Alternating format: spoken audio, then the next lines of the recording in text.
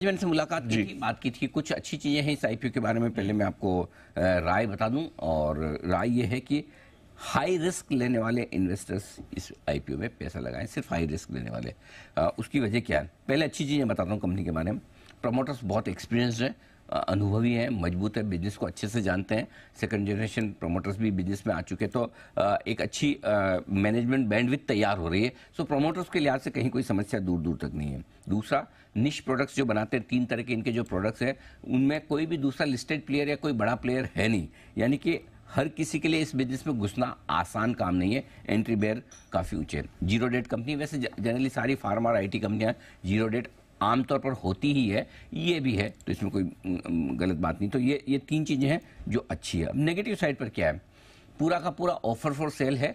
जो कुछ भी पैसा है 840 करोड़ कंपनी को नहीं जा रहा है, प्रमोटर्स को जा रहा है। एग्जिस्टिंग प्रमोटर्स लिस्टिंग कराने के लिए आज से बेच रहे हैं। और दूसरा ये कि इस आईपीओ के बाद भी प्रमोटर्स के पास 86% हिस्सेदारी रहेगी, जो उन्हें अगले 3 साल में बेचनी है, 36 महीनों में। यानी कि हमेशा वो थोड़ी तलवार लटकी रहेगी कि सप्लाई आने वाली है।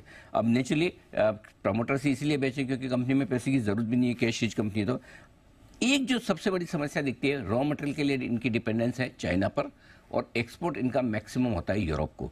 और मतलब इस वक्त दोनों ही समस्याओं वाले मामले हैं। एक तरफ जहाँ रॉ मटेरियल लेना, वहाँ सप्लाई की समस्या है, दूसरी तरफ माल जहाँ बेचना है वो यूरोप भी हालत थोड़ी सी है। तो ये थोड़े से इंटरनेशनल एक्सपोजर जो ज़्यादा है वो दिक्कत है नेगेटिव्स के लिहाज से। अगर आप देखें तो ये आपके लिए दूसरा नेगेटिव। इसके अलावा डेटर्स लेवल लगातार बढ़ रहे हैं कंपनी की सेल्स के साथ साथ, नो डाउट परसेंटेज टर्म्स में नहीं, लेकिन थोड़ा सा और कैश मैनेजमेंट बेहतर होना चाहिए, क्योंकि बीच में एक बार इनका कैश फ्लो नेगेटिव भी होता हुआ दिखा है। इन सब के बीच में अगर स्टॉक सस्ता दिया होता तो मुझे बड़ा पसंद है। मुझे एक ही चीज में इश्यू है, महंगा है। 329 से 346 रुपए की जो प्राइस है, FY24 की जो एक्सपेक्टेड अर्निंग है, ये उस पर लगभग 35 के मल्टीपल पर स्टॉक दिख रहा है। अब मेरे पास में दूसरे कई सारे फार्मा स्टॉक हैं मौजूद, जहाँ पे मैं इनसे काफ़ी सस्ते वैल्यूशन पे मैं खरीदारी कर सकता हूँ। सो मुझे लगता है कि अगर एक वैल्यूशन सस्ता किया जाता तो बेहतर होता। तो आपके पास 2 ऑप्शन है, या तो आप लिस्टिंग के बाद आराम से खरीदें, या फिर आप रिस्क लेने की ताकत है। रिस्क लेने से मतलब ये है कि ऐसा नहीं कोई कंपनी में खराबी, प्रमोटर में खराबी, सिर्फ वैल्यूशन महंगे है। वैल्यूशन महंगे का यही मामला होता है कि अगर बाजार खराब रहे तो कभी थोड़ा आईपीओ के प्राइस के आसपास या नीचे भी लिस्ट हो जाए, तो फिर आपको ये नहीं लगे अरे मैंने गलती कर दी। सो अगर आप 2-3 साल के व्यू के हिसाब से लंबे टाइम के लिए ले रहे हैं, रिस्क लेना जानते हैं, तो आपके लिए है ये आईपीओ।